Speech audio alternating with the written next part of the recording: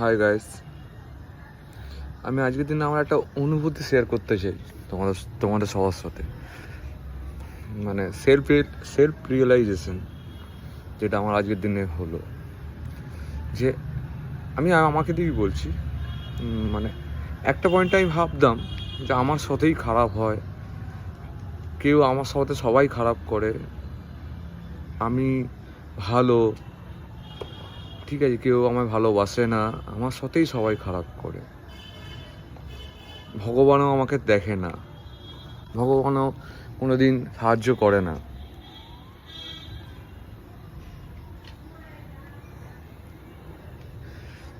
তো এই ব্যাপারটা মাথায় থাকতো, ভাবতাম যে আমি একটা মাত্র বস্তু যে আমার সাথে খারাপ হয়, আমি একটা মানুষ যে আমার সাথেই খারাপ হয়।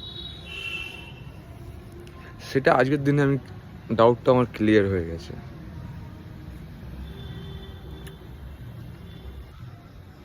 যে কেন ভগবান থাকে না, কেন খারাপ সময় দেখে না, এই যে প্রশ্নগুলো আমার ছিল ক্লিয়ার হয়ে গেছে। যে আমি কি আমার প্রতি নিষ্ঠা ছিলাম, আমি আমার প্রতি সৎ ছিলাম, আমি নিজেকে ঠকাইনি তো কোনো দিন, নিজেকে কোনো মিথ্যে কথা বলিনি তো। যদি আমি আমার প্রতি নিষ্ঠা থাকতাম এইটুকু ব্যাপারে, তাহলে হয়তো ভগবান আমার সাথে থাকতো। তো আজ আমার সেলফ রিয়েলাইজেশন এইটাই, যে আমার সাথে আজকের ডেটে আমার একটা ইনসিডেন্ট হয় যেখানে আমি শিখি যে আমার প্রতি আজ আমি বিশ্বাস আর নিষ্ঠা ছিল, আমি নিজেকে ঠকাইনি, আমি নিজেকে সেটা প্রমাণ পেয়েছি সেখানে আমি যে ভগবান সাথে থাকে। ভগবানও চায় যে দেখতে তুমি তোমার প্রতি কতটা নিষ্ঠাবান, তুমি তোমার প্রতি কতটা সৎ। বাকি আদার্স কারোর প্রতি তুমি সৎ কিনা সেটা ছেড়ে দাও, তুমি তো নিজের প্রতি কতটা সৎ, তুমি নিজেকে কতটা ভালোবাসো, নিজের জন্য তুমি কি করতে পারো। সেখানে সেই চ্যালেঞ্জেস দেয়, সেই চ্যালেঞ্জেসে যদি তুমি উত্তীর্ণ হতে পারো, ডেফিনেটলি তুমি পাবে গডকে পাশে তোমার।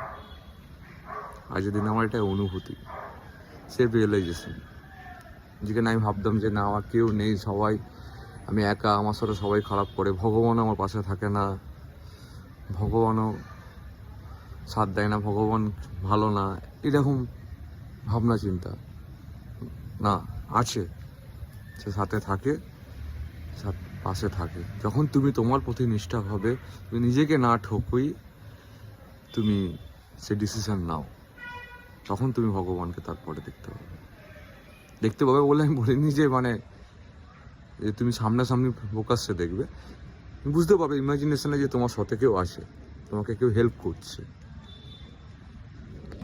আর সেটাই হচ্ছে ভগবান।